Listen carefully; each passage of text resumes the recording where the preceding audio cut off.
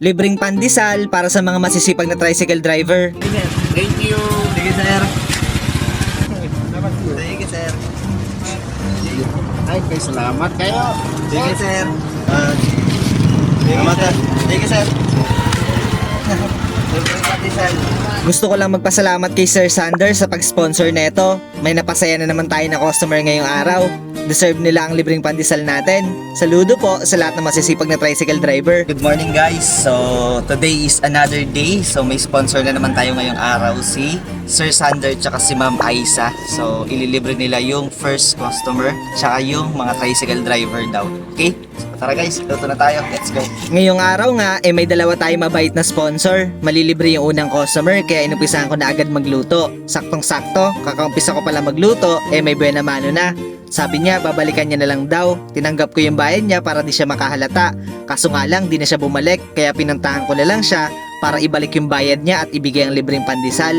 Sa simpleng negosyong naumpisahan natin, marami na tayo napasayang customer at di yan magiging posible kung wala ang tulong nyo. Kaya maraming salamat sa suporta. Tuloy-tuloy lang tayo sa paggawa ng inspiring videos tulad neto para yung ibang nagbabalak magnegosyo magkaroon ng lakas ng loob. Huwag kayong matatakot, subok lang ng subok. So, yun guys, ubos na. Sold out na naman tayo ngayong araw. Okay. Yun. Boss, yung ating paninda. Liligpit na tayo. Kaya na, maraming salamat po ulit sa dalawang sponsor natin. Sir Sander and Ma'am Aisa. Thank you very much po. God bless. So, tara. Kaya na, let's go. Thank you Lord, sold out na naman ngayong araw. Kaya eto, nagligpit na ako at may susunod pa akong kailangan gawin.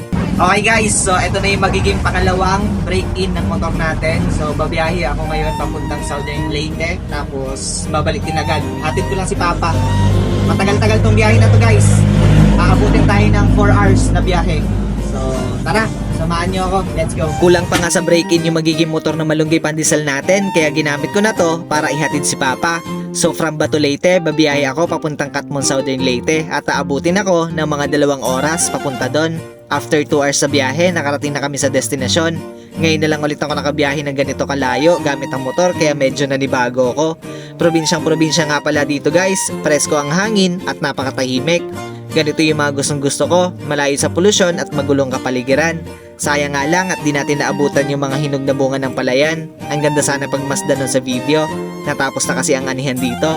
Nakarating na kami sa bahay, kaya sinilip ko kung ilan na nadagdag sa binahe natin.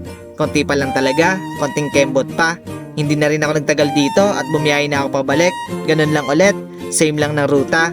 Bali 4 na oras yung buong biyahe. Nakakangalay pero okay lang. Tumigil din muna ako para mag-snack saglit, pampawala din sa ngalay. May nabili akong pandesal at yun ang kinain ko, sabay malamig na buko juice dahil sobrang init ng panahon. Sabay biyahe na ulit pa uwi at may trabaho pa nag-aantay sa akin doon. Hindi pwede mapagod, kailangan laban lang ng laban. Marami pa tayong pangarap na gusto makamit. Pero kung hindi na kaya, pahinga lang saglit at pag kaya mo na ulit, tuloy lang ulit sa laban. So hanggang dito na lang ako guys. Huwag niyong kakalimutan mag-like and share. Kita-kits sa ating next video. Salamat!